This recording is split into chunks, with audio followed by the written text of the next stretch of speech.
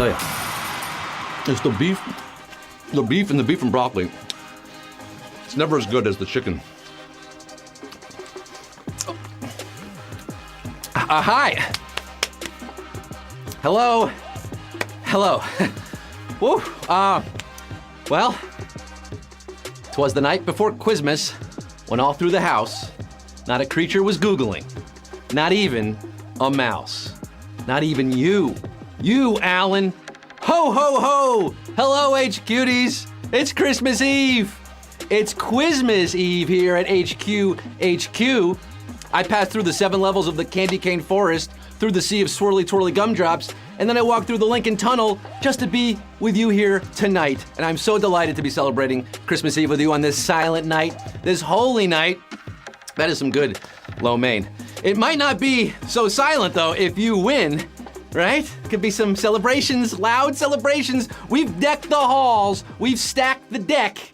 Oh, come all ye faithful. It's gonna be a nut-cracking good time tonight here on HQ, the trivia game show where you answer questions to win cash. I am your host with the Holy Ghost, Quiz Kringle, AKA the little quizzer boy, AKA Scotty Claus, AKA Judolph, the big-nosed reindeer, Scott Rogowski, rocking around the Christmas tree live from NYC with all 500,000 plus of you, including Keegan P., Cass Anderson, Caitlin Goobert, the Fordham women's basketball team, Ethan Sterling, my 5,000th follower on Instagram, @TrapTrebeck, and a happy birthday to David Zoller. Is this your first time shimmying down our chimney here on HQ? Well, there's a plate of non-GMO hemp milk and gluten-free cookies by the door. And while you snack on those, let me explain the rules. I'm gonna ask 12 questions ranging from easy to hard. You're gonna have 10 seconds before I start reading the question to tap the correct answer. If you do get it right, you move on to the next round. If you make it to the end answering all questions correctly, you win or split the cash prize. And tonight is a special night. To kick off 12 days of Christmas, we are giving out a record-setting, all-time high prize amount. It's not $1,500, it's not $5,000, and it's not $10,000. Tonight's prize is 12,000 drummers drumming, 12,000 dancers dashing, 12,000 US dollars. That is good all around the world, even at the North Pole.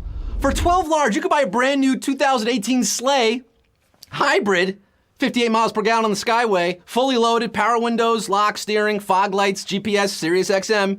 Head on over to your December to Remember sales event tomorrow and pick up your new sleigh if you win tonight, if you slay on tonight's quiz. Now, I made my quiz. I checked it twice. We're about to find out who gets the questions right. Scotty Claus is coming to town, and all I want for Christmas is you to win HQ. Now, make sure your device is charged. You've swiped away the chat if it's distracting. You put down that fruitcake for just a few minutes. I know it's so delicious, you can't put it down, but it's sticky. Make sure your hands are washed. You gotta tap the right answers, okay? You got it? You ready for this? Let's get down to the nitty-gritty, baby. You wanna get down to it? Are you down to get down with the nitty-gritty? Do you wanna get this show on the road? May the best brains win. Tonight, here on HQ, we have over 530,000 people in the game. That makes us, I think, more populous than the city of St. Louis, more than Omaha. We're setting records tonight, people. This is it. Q1. Let's do this. Which of these musical acts is best known for hip hop? Kendrick Lamar, Andrea Bocelli, or Celine Dion? Best known for hip hop. Kendrick Lamar, Andrea Bocelli, Celine Dion. You know, he's only 30 years old with 7 Grammys on the shelf already. His critically adored album was released this year. It will surely increase that total. I got K. Kendrick Lamar, straight out of Compton. You know it's Ken. You know it's Ken. I got royalty and loyalty inside my DNA. We have 471,109 pimping a butterfly tonight. They got the yams. The rest of you are saying, damn. Be humble. Sit down. You know, Celine Dion, she did drop a fire verse on the Ante Up remix. Celine Dion now. MOP now. What you want now? I want Q2. Q2 for the 471,000 plus. Moving on. A crepe is like a thinner version of what? Pancake, hamburger, or orange? Hold up. I got Oh, Kenny. Love that Lamar. But I'm asking about crepes now. It's a French creation. Come savory or sweet. You got your jambon et gruyère ou Nutella et banane. You've been there. You've eaten that. Crepes are like super thin pancakes. Love me a good crepe. French crepes. You can get them in Montreal too. Or you know what? You can get them pretty much anywhere now. 432,468 are carb loading on this quiz tonight. The rest of you got flattened on that one. I like that most of you did know what crepes are. We should all know what crepes are. We should eat them all the time. Q3. In Charles Dickens' A Christmas Carol, what was Mr. Scrooge's first name? William, George, or Ebenezer? Charles Dickens' A Christmas Carol. The miserly, misanthropic Mr. Scrooge was visited by three ghosts of Christmas. You remember this story. One of the most famous characters in English literature. Look who's in the freezer. It's Uncle Ebenezer. Ebenezer Scrooge. And it's going to get cold, cold, cold, cold, cold. Ah! We got Uncle Ebenezer Scrooge. 392,971 know their kneezer from their tweezer. The rest of you are saying, bah humbug, you're seeing ghosts. But 392,971 understand the true meaning of Quizmas tonight. They're inching ever closer to the grand prize, $12,000. Give me Q4. In the context of audio and data storage, what does the C stand for in CD? Compact, concentrated, or computerized? CD. What does the C in CD stand for when we're talking about music CDs, data CDs? CD was revolutionary in the 1980s, ushering in a world of digital music long before MP3s and Napster. I mean, now we're all streaming, and CDs have gone the way of most of the places that sold them, like shout out to Sam Goody, Coconuts, Tower Records. What does the C stand for? Compact and compact disc. That's right, CD is compact disc. Do you remember CDs? Is it like a foreign thing to you? Are you that young? 366,521 remember. The rest of you are scratched. You're skipping. Not to the next question. You're getting pulled out of the CD player and getting thrown away. Sorry about that, but we got Q5 for the rest of you skipping along. That vertical indent between your nose and your mouth is called what? Crestling, plinth, or philtrum? What do you call that indent right here between the nose, the upper lip, aka medial cleft, aka intranasal depression? It has pretty much no biological use for humans, although Angelina Jolie does have a very nice one. James Earl Jones has a very large one. The Greek translation of the word means love charm. It is a philtrum. Philtrum is that little space right here. Mine's covered up right now by my mustache. But that's your philtrum, and we have 238,616 HQTs entering the fill zone, but almost 100,000 got curved on that one. You're out. Hit the bricks. Come back tomorrow. You can still enjoy your Christmas, right? Go back to your fruitcake, your figgy pudding. 238,616, they got Q6, the halfway mark. Which of these companies has not owned a majority of consumer products manufacturer Braun? Procter & Gamble, InBev, or Gillette? Not owned a majority of Braun. Do you know Braun? They make the shavers and the Oral-B toothbrushes and, a lot of beauty care and grooming products. They've been bought and sold, chopped up over the years since they were founded in 1921. From 1984 to 2007, they were a wholly owned subsidiary of Gillette, the best a man can get. Now they're a subsidiary of Procter & Gamble, which bought Gillette. InBev, however, they bought Anheuser-Busch, but they never touched Braun. InBev is your answer because they were never an owner of Braun. InBev 141,531.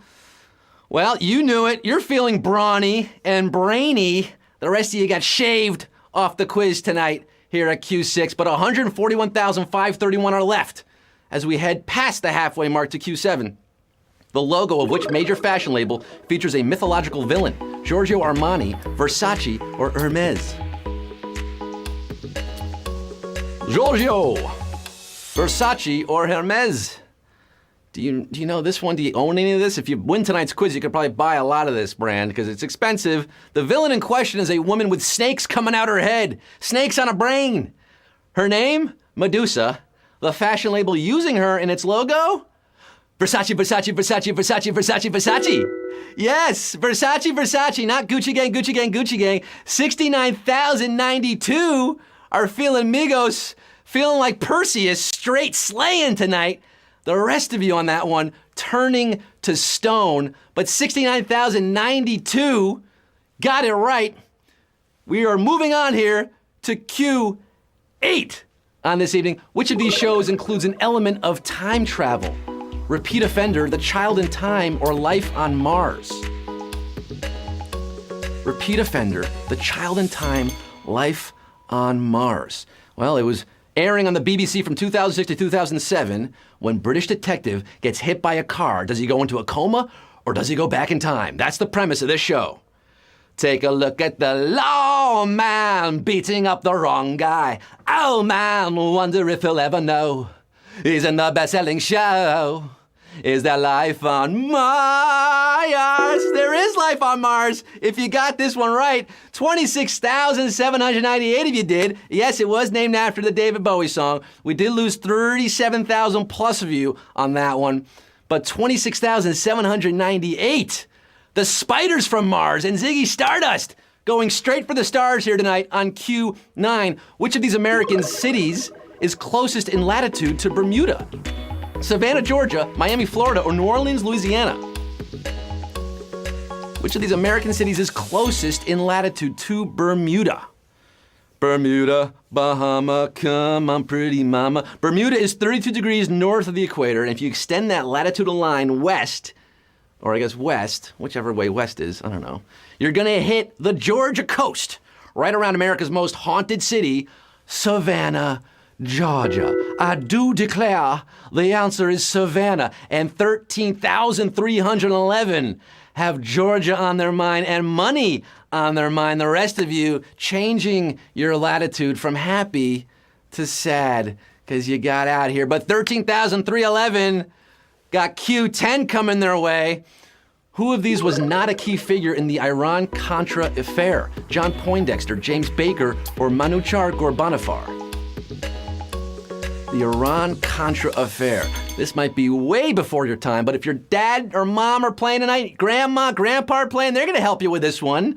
John Poindexter was the national security advisor under Ronald Reagan during this scandal in the 80s. He was convicted of multiple felonies in April 1990, and then, of course, he got away scot-free, because that's how it happened. He got appealed.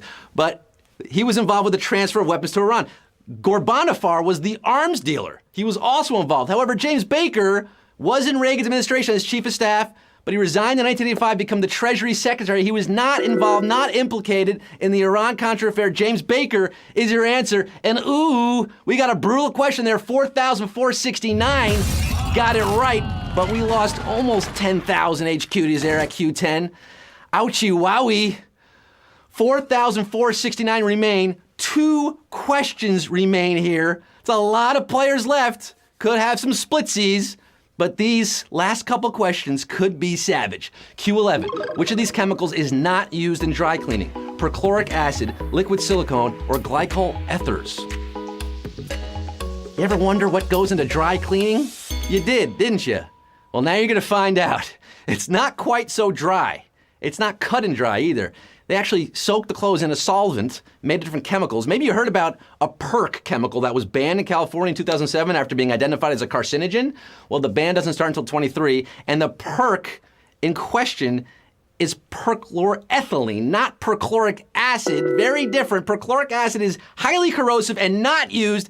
And ooh, boy Oberto, 873 got it right, but over 3,000 hung out to dry there.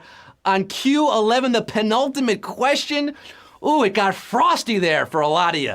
You thought you knew it. You came so close to that big, big money on this Christmas Eve. Close, but no e-cigarette. That's what I like to say. I'm updating the phrase. We have one final question, folks, on this Christmas Eve show. We were up over 500,000. We're down to 873 players entering the octagon for the final round. Q12. This is it for all the chestnuts. It all boils down to this 873 players, $12,000 on the line Who's going to make bells on bobtails ring? Who's going to make spirits bright? Who's going to jingle all the way to the finish? That winner circle, Q12. A member of which of these bands plays drums on Do They Know It's Christmas? Duran Duran, U2, or Genesis? Which band, which drummer from which band plays on Do They Know It's Christmas this year? Let's go back to 1984 when Bob Geldof had the idea to raise money to fight famine and enlisted big music acts for this single, this huge behemoth single. Sold a lot of copies. They did raise a lot of money. They had the voices of Boy George, Paul McCartney, David Bowie, Bono, Sting, and Phil Collins from Genesis. But only one of those performed double duty on the drums, those skins. Who was it? Well, there's no jacket required to give you the answer. It is Phil Collins from Genesis, and we have 339 winners, baby!